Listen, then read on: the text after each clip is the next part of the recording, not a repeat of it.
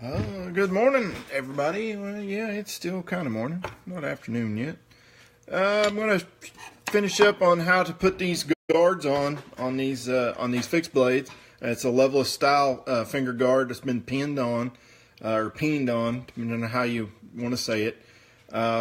Few things that you have to go by. Most of these line up pretty sequentially on the YouTube thing. They may not on this because there's always 10 knives going on, but what you want to do is you want to make sure that you have sanded all of these finger guards as you've done them. You want to make sure that they've been sanded well, because they will, you're not going to be able to get to them like you did. So I've taken these to 1200. Yes, you're going to buff on some of them, but you're not going to be able to get to them anymore. The underneath, you're obviously going to finish this with the grinder and then hand sand it, however you normally sand. So basically the way you're going to set these up is you're just going to put your guard onto your knife. Just slide it on there. Now this blade has already been completely sanded, so I'm going to try my best not to scratch it up anywhere above it. So I always start below and come up. Here I've already got the pin. It's already cut. I'm just going to slide that in there. Now you're just going to set this in there so it doesn't fall out more lightly than anything else. So let's see, get the other side. Okay, so now the pin's not going to fall out. Now, since these knives have already been sanded and they're basically done, you're going to try to protect them. The hammer strike on the blades, it's not going to dent it because these blades are already heat treated. Everything's already been taken care of. Now, if you hit it, I guess if you hit it really, really hard up in the tip area or something like that, you might be able to chip something off, or you might be able to break it. I have no idea, really. I've never missed that bad. But you just want to at least put something on your blade since they're almost finished. Now, I'll just go ahead and warn you, anybody that's watching this video or anybody watches it on YouTube, this is going to be kind of loud.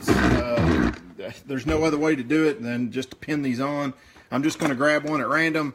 I've got to do all four of them, but I'm not going to video all of them because it's going to be loud. It'll probably be boring because it takes a little bit to do this, but this will work on anything you ever want to peen on. If you want to peen something on, this is basically the way you do it. You can maybe tell that I've already swelled the holes up just a little bit. I use just a little cutter. I think I told you all that once before on the outside of this. A 1-inch paddle bit, like you drill big holes in the wood. Those work well.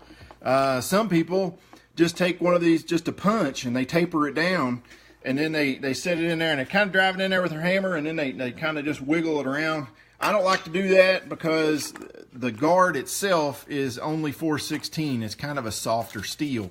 I'm afraid that I'll compress it.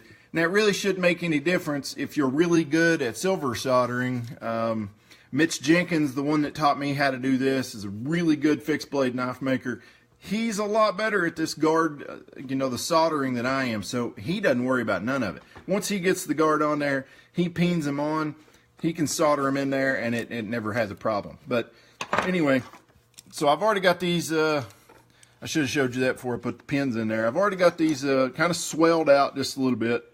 They're almost in the exact shape that they're going to be, but they're not quite finished. So this is just a really small little Skinner type deal. It's just a size to hunt with. But basically we're going to pin this pin, and we're going to have to go back and forth, and it's going to look like it's been beat to death, but that's the reason you get it close, and then you're going to grind it down, and you're going to sand it again. And you're also going to kind of swell this back end. That's the reason if you see that it's kind of stuck up. I keep getting below the camera. It's kind of stuck up right here. You're going to peen on that just so it can't move anymore. You're going to get it nice and tight, and then after you do that, then you're going to solder it on. Then we'll go to that after I've really got a lot of this stuff started. So anyway, I just use the anvil part on my vise. If you've got an actual anvil or something like that, it'd probably be more solid, but I've got everything braced up really tight up against my actual benches. That way I can actually beat on them. So anyway, let's get started. You're going to get tired when you do this, especially if you haven't done it much, but I don't even do it a lot, but this is basically how you do it. You're just going to set these pins in. You want to use the round part of your hammer, not the flat, because you want to mushroom this thing out. So anyway, you're just going to try your best not to hit the very top edge, because if you do, you gotta grind that out.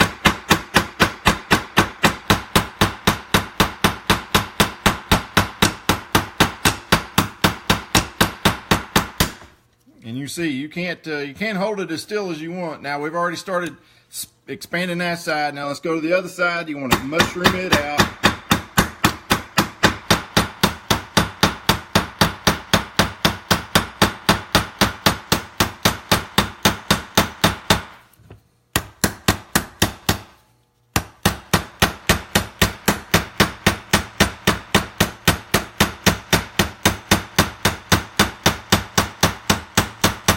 We've already started mushrooming. Now we're going to have to go to the other side. And you can already see on how, I'm doing this live. So if you'll see that I've already mislicked once, you know, I'll have to get that out of there before the knife's finished. It's just the way this is the way this goes. It's not a perfect process.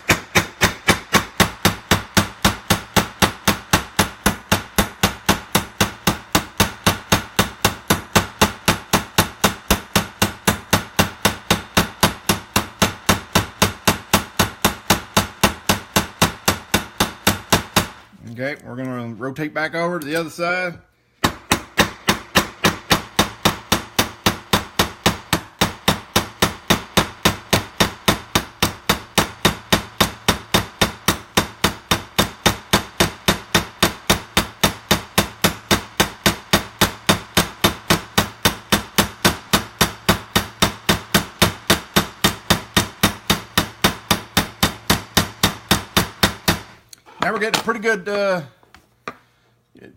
Now we're getting a pretty good, mushroom right here. Let's see, Chad. Yeah, I still make folders. I've got a full table back here that I'm working on right now.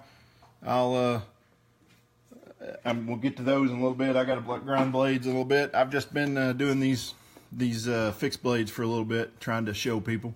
Anyway, we've almost got this one pin. If I can kind of show you, let's see. You see how I haven't got it enough on that one side? You got to get this mushroom down, because otherwise when you start grinding this off, it's got to disappear. You got to try to oxidize it a little bit, make it show up, and then you got to try to drill it out and do it again. And let me tell you what, that's no fun at all, because then you got to sand everything back over again. So that's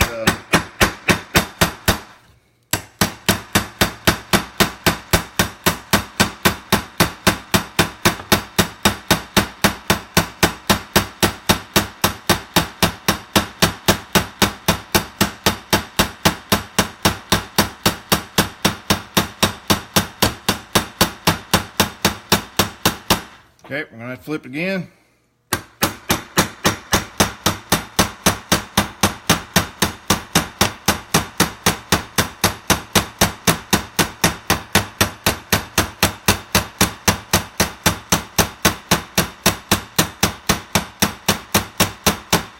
And over.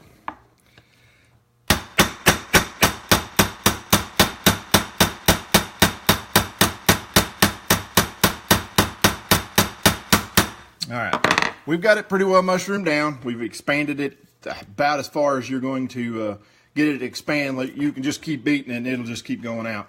Now this is one of those things that I like to do just to make sure that it's done. The reason that you're using the peen part is because you are trying to mushroom it around. You're trying to fill that hole all the way up. It's kind of like thousands of little hits all the way around, like you were forging a blade. When you're forging a blade, no matter how hard you hit it, doesn't matter. You've got to hit it all the way around actually to forge it together, because if you don't connect against all of it, it doesn't press it together. What I like to do is I like to get the big part, even though this is only like an 8-ounce hammer. I like to get the big part, and I like to give it some good hard strikes. That way I'm setting it in there. And then I'm going to go back around it again, but you can get this in there.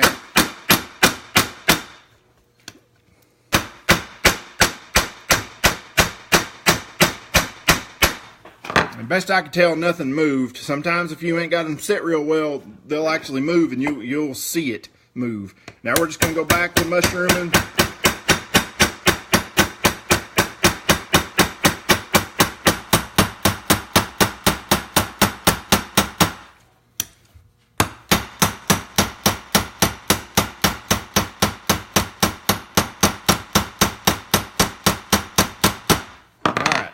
So this one I basically got done. You'll see that that obviously I missed. I've done this for 25 some years. I don't care how good I get at it, I still can't control my hand after a little while. So I still mushroomed it out. So if anybody else is trying to go off these videos and be doing it, don't worry about it. One, they always told me it's a custom knife. Don't worry about it. Just fix it, the best you can. I'm gonna grind this off in a little while, and then you'll actually have a solid deal and ready for handles. Now, the downside that if you missed on the bottom going down, your handles have to slide up against this. If it's still got a hump of any kind, your handle will not fit against it. So you're going to grind that off just a little bit before you have to do it. But while we're still doing it here, I'm going to try to show you. You want to put this, you're going to have to put this in here. There's no machine or anything that I can really get to that and not do it and mess it up. So get you a really good, that is a good, a solid flat file, and then kind of lay it down on there and lightly go over it, because if you do very much, you're going to have your handles uneven, and that looks bad. So you might want to just go over just very lightly.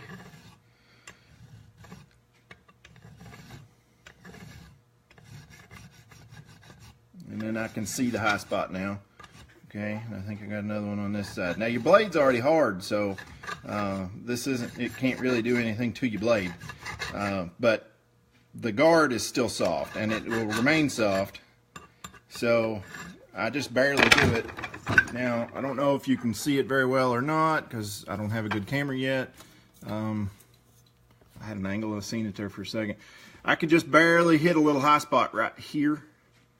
And I got that off of there. So then when you get your handle material, you're actually going to lay some kind of parallel. This is an actual parallel. You're going to lay it down there and make sure that your handles are going to fit really tight.